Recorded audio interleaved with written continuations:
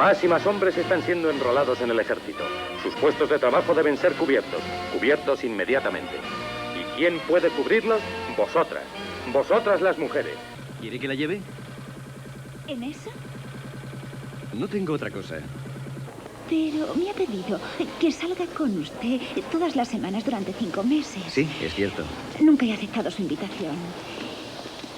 Sin embargo, la gente empieza a murmurar. Chicas en pie de guerra.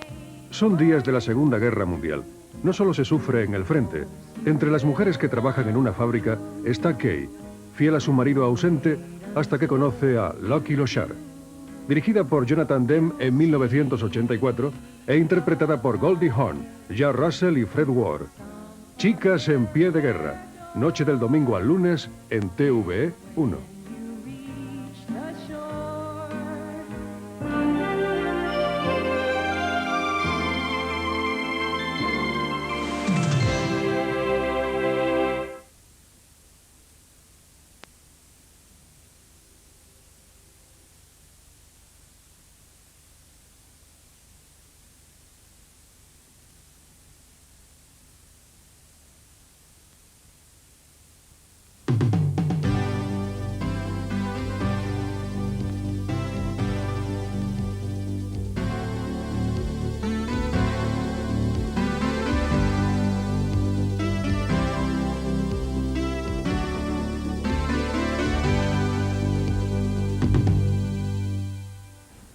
Buenas tardes, señoras y señores. España es estos días el centro mundial de las altas energías, ya que en Madrid se encuentran reunidos 700 físicos, entre los que descuellan 3 premios Nobel en la Conferencia Internacional de Físicas de Altas Energías. Los resultados de los primeros días de funcionamiento del mayor acelerador de partículas del mundo, el LEP europeo, con el descubrimiento de varias decenas de partículas subatómicas del tipo Z, fueron expuestas en Madrid por primera vez el miércoles pasado. 700 físicos, incluidos 3 premios Nobel procedentes de todo el mundo, se encuentran reunidos durante una semana en Madrid con el objeto de participar en la Conferencia Internacional de Física de Altas Energías, convocada por la Sociedad Europea de Física y cuya organización ha recaído este año en la Universidad Autónoma de Madrid. Uno de los temas que han despertado más expectación entre los físicos asistentes ha sido y viene siendo el desarrollo del LEP, detector del mayor acelerador de partículas del mundo, que fue inaugurado el pasado mes de agosto en Ginebra. Este gigantesco acelerador, conocido como LEP, consta de un túnel de 27 kilómetros de longitud de forma circular, excavado a profundidades entre 50 y 160 metros. La galería tiene un diámetro interior de 3,8 metros, donde se encuentran instalados sucesivos imanes y detectores que permiten experimentar la colisión de partículas elementales, no realizado hasta ahora. A través de los 27 kilómetros viajan en sentido contrario los haces de electrones y positrones que al colisionar generan nuevas partículas.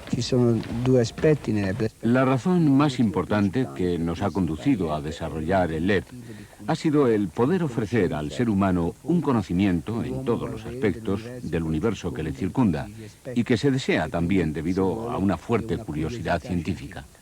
Los científicos asistentes a la Conferencia de Madrid han confirmado su optimismo ante el buen funcionamiento del LEP y de los resultados hasta ahora obtenidos. Según datos informáticos recibidos sobre la trayectoria de las partículas, es posible que contemos con nuevos hallazgos en un futuro próximo. Igualmente, los físicos reunidos en Madrid hasta el día 13 repasarán temas sobre la colisión de los iones pesados a las supercuerdas y la unificación o la física de partículas en cosmología y astrofísica. El rector de la Universidad Autónoma de Madrid, don Cayetano López, se encuentra esta tarde con nosotros. Es el presidente del comité organizador de esta conferencia y el vicepresidente del Laboratorio Europeo de Física de Partículas, que es donde se han producido estos descubrimientos. ¿Qué tal? ¿Cómo está, profesor? Muy bien, buenas tardes. ¿Qué interés tiene que se celebre esta conferencia aquí en Madrid? ¿Qué interés tiene para España? Yo creo que mucho. Yo creo que la conferencia puede ayudar al incipiente progreso en general en lo que se refiere a investigación científica y más en particular en física de altas energías. Los propios responsables internacionales de la Sociedad Europea de Física han enfatizado el avance importante de la presencia y de la actividad de los físicos de altas energías en la comunidad internacional y su idea de que la celebración de una conferencia tan importante como esta en Madrid pueda servir para estimular aún más este progreso. Este proyecto ha costado más de 100.000 millones de pesetas. ¿Se gasta bastante dinero en investigación? La conferencia no ha costado eso. El LEP, el acelerador, sí, es lo que ha costado aproximadamente 100.000 millones a lo largo de unos 9 o 10 años, que es lo que ha durado su construcción. Bueno, eso depende. Nosotros los científicos en general pensamos que se gasta poco en investigación, aunque yo creo que, como por lo menos los que somos sensatos, pensamos que hay también muchas otras necesidades más a corto plazo y que hay que cubrirlas todas. En todo caso, yo creo que históricamente la investigación científica siempre se ha revelado útil para la humanidad, unas veces a corto plazo y otras veces a largo plazo. Y en todo caso me parece también que es importante profundizar en el conocimiento de las cosas. ¿Pero qué es el LEP concretamente? Si es que se puede concretar. Se puede concretar. El LEP es una máquina gigantesca. Es un acelerador de partículas que tiene forma aproximadamente circular, de 27 kilómetros de circunferencia, subterráneo. El túnel, propiamente dicho, tiene una altura de unos 3 o 4 metros, y en ese túnel es donde van los equipamientos que sirven para acelerar estas partículas. Van 2 tubos de vacío que recorren todo el túnel. Por uno van haces de electrones y por otro van haces de antielectrones, de partículas que se llaman positrones y que son electrones, las antipartículas de los electrones. Son igual que electrones, pero tienen la carga positiva. Y entonces en ese acelerador se les acelera a velocidades aproximadamente de la luz, y se les hace colisionar en 4 puntos, que son 4 zonas de interacción en el acelerador, de manera que cuando interaccionan un electrón y un positrón a esas velocidades, con esas energías, se crea una región, en esa región pequeña del espacio, se crea una cantidad, una densidad de energía tan enorme que de ahí aparecen centenares de nuevas partículas, muchas de ellas ya conocidas y otras nuevas. Estudiando esos productos, los productos que salen de esa zona de interacción, es como se puede llegar a entender cuáles son los mecanismos de interacción, se puede llegar a entender cuáles son los elementos o los componentes más elementales de la materia, cuáles son sus interacciones y demás. Entonces, en esas zonas de interacción, en esos 4 puntos, hay colocados 4 enormes detectores en 4 cavernas, como es subterráneo, son 4 cavernas, y en cada uno de esos detectores es donde trabajan, por así decir, los físicos de altas energías de toda Europa y también de otros países que no son de Europa. Cada uno de esos detectores ha sido construido por unas 20 o 30 instituciones, universidades o laboratorios, y participan unos cuantos centenares de físicos en cada uno de esos 4 experimentos. ¿Cómo está el nivel de los físicos españoles en este momento? Bueno, yo no quisiera ser indebidamente optimista, porque realmente hay que reconocer que España tiene una tradición muy pobre y muy escasa en investigación científica, y el nivel de la ciencia es algo que se obtiene acumulativamente a base de generaciones de esfuerzo, tanto humano como material, en investigación. Entonces nosotros tenemos un nivel que todavía, desde luego, no es el adecuado a nuestras otras magnitudes, digamos, económicas o sociales o demográficas. Pero yo particularmente pienso que el progreso que se está produciendo en el número y sobre todo en la calidad de nuestros investigadores es muy considerable, y así lo reconocen, la verdad, la mayoría de los investigadores de otros países. ¿Es usted optimista? Yo soy optimista, sí. Muchas gracias, señor López. Otras noticias importantes se han producido esta semana en España y en el mundo. Se las ofrecemos en nuestro resumen semanal. Fuertes lluvias, debidas a una nueva gota fría sobre nuestro país, causaron una docena de víctimas y cuantiosos daños en todo el Levante e Islas Baleares. El temporal alcanzó también a las regiones de Andalucía Oriental y a las provincias de Castilla-La Mancha. Las inundaciones y el desbordamiento de los ríos, sobre todo el Segura, a su paso por la Vega Baja, han arrasado miles de hectáreas y destruido, por tanto, las cosechas. Cientos de personas fueron evacuadas en las distintas zonas afectadas en prevención de nuevas riadas, y la alerta roja ha mantenido en vilo a poblaciones enteras. Las cuantiosas pérdidas no han podido todavía ser evaluadas, pero se calculan en decenas de miles de millones de pesetas en la comunidad de Murcia y de Baleares. La reina doña Sofía visitó el pasado jueves la isla de Mallorca y la Comunidad Valenciana para interesarse por los daños materiales y consolar a los familiares de las víctimas. También lo hicieron varios ministros del gobierno para comprobar directamente las necesidades de infraestructura de las zonas y buscarle remedio. Han comenzado los preparativos de la campaña electoral y la formación de las candidaturas a presentar por cada partido. Mientras las ejecutivas seleccionan a los mejores entre sus filas para la designación de cabeza de lista, el Ministerio de Economía y Hacienda ha publicado en el Boletín Oficial del Estado, de 7 de septiembre, las cifras para subvencionar los gastos. El Talgo Madrid-Gijón chocó con un tren de mercancías estacionado en Arévalo por un error en el cambio de agujas, según la inspección efectuada por Renfe. En el accidente murieron 5 personas y otras 60 resultaron heridas. Otros 4 viajeros, estos de nacionalidad marroquí, perecieron en un aparatoso vuelco del autobús en que se trasladaban a la altura del municipio de Buitrago de Lozoya. Fuera de nuestras fronteras, el primer discurso de George Bush desde el despacho oficial de la Casa Blanca estuvo dedicado en su mayor parte a la lucha contra el narcotráfico, en una alocución televisada a toda la nación estadounidense y difundida luego por todo el mundo. El presidente Bush anunció un plan de lucha contra la droga que estará sufragado por más de 8.000 millones de dólares, los cuales se invertirán en una cuarta parte en los países productores y el resto en la prevención y retención del tráfico. El gobierno de Colombia ha extraditado esta semana a Estados Unidos a Eduardo Martínez, mafioso encargado de blanquear el dinero del cártel de Medellín, mientras ha puesto precio a otros 2 capos de la droga, ahora en paradero desconocido, Pablo Escobar y Gonzalo Rodríguez Gacha. Se han celebrado elecciones parlamentarias en Sudáfrica en las que unos 26 millones de personas de raza negra no han tenido derecho al voto. El Partido Nacional del presidente de Klerk ha conseguido de nuevo la mayoría con 93 escaños, seguido del Partido Conservador con 39 y del Partido Democrático con 33. Durante la jornada electoral se produjeron manifestaciones y enfrentamientos de la población con la policía, en los que, según el líder negro Desmond Tutu, perecieron 23 personas. El Congreso Nacional Africano, por su parte, postula la nulidad de las elecciones sudafricanas y solicita del gobierno de Pretoria la puesta en libertad de los presos políticos, como es el caso de Nelson Mandela.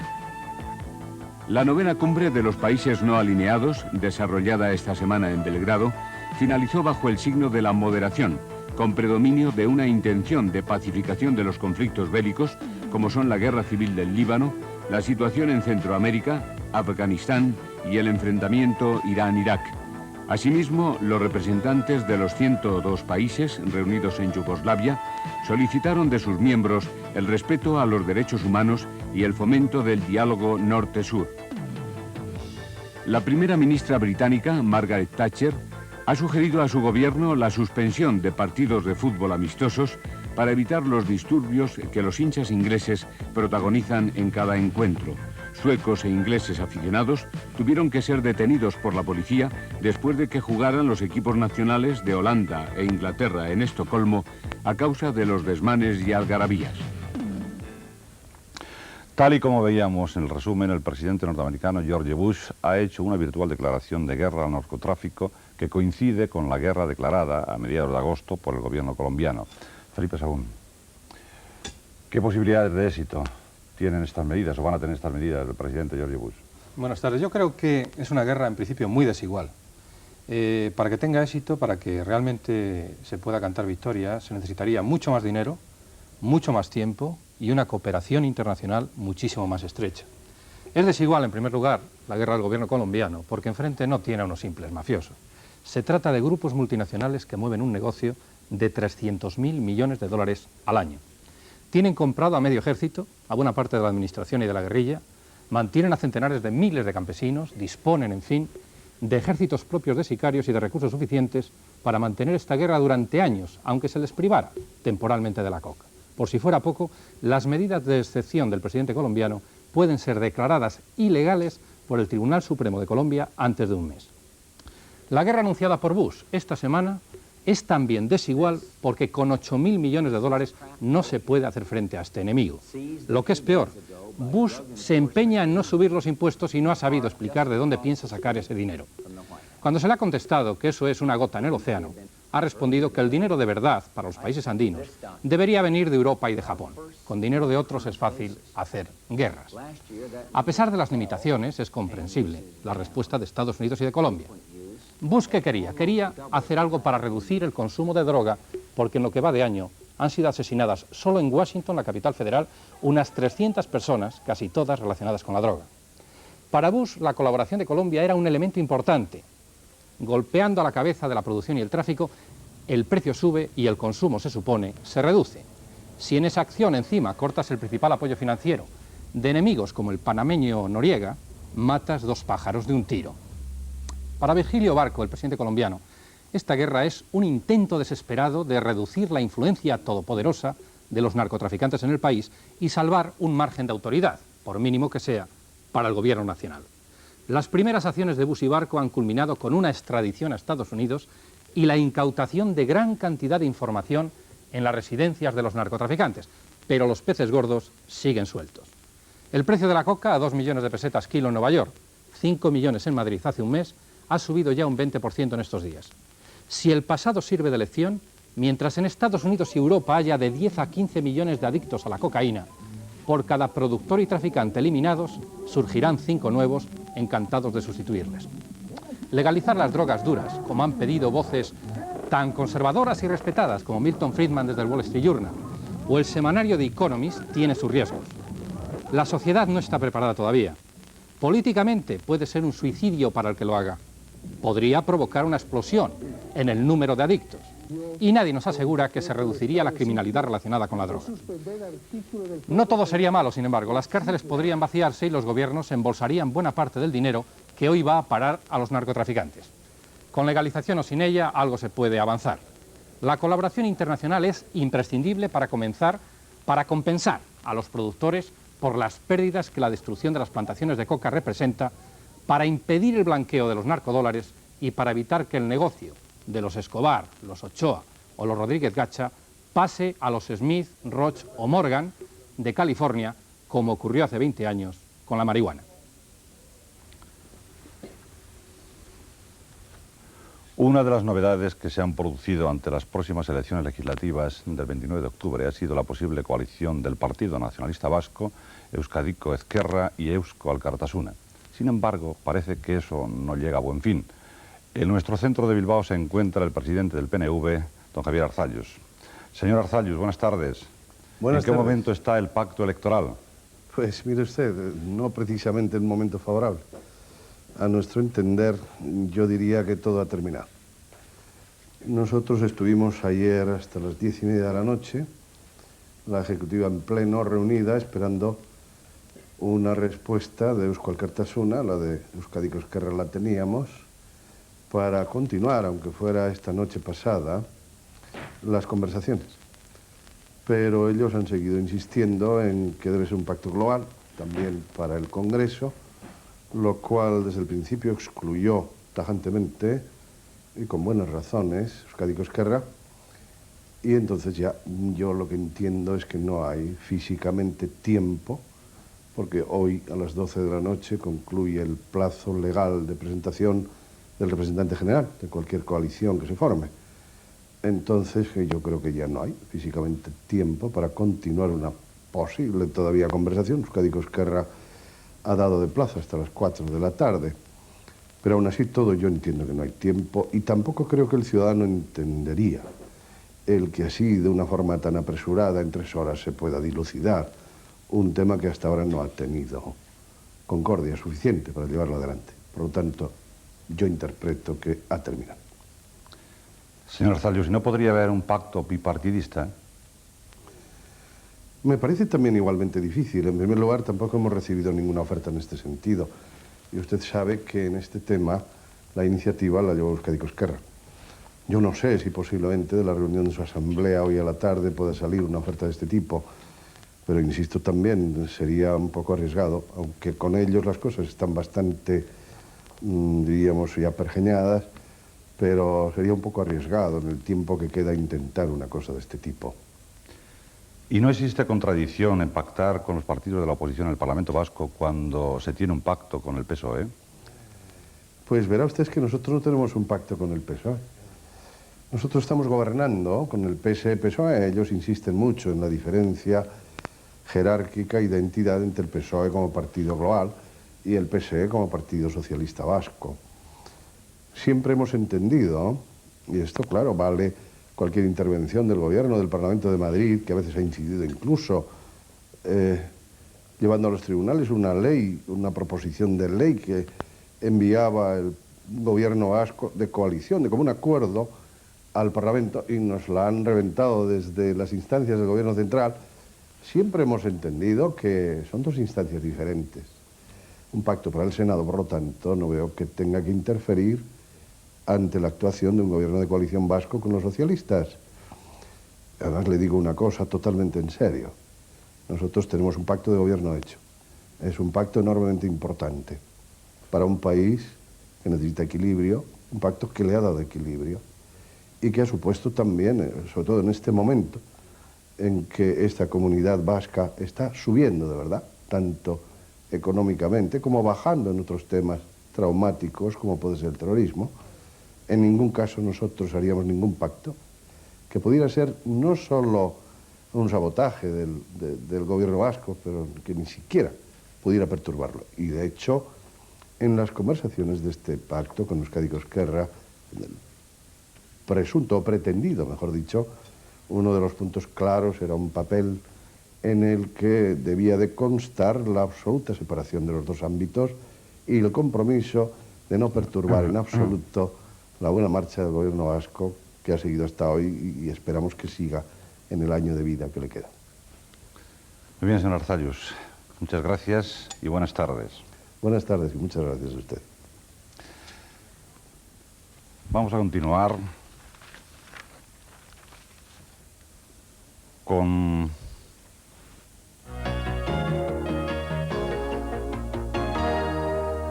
el escritor belga de La Pipa, el padre del inspector Maigret, el gran Georges Simenon, se despidió del mundo que tanto amó el pasado lunes y sus cenizas reposan hoy en el jardín de su casa suiza en Lausanne, a los pies de un gran cedro traído del Líbano, donde se encuentra también la tumba de su hija que se suicidó hace 11 años.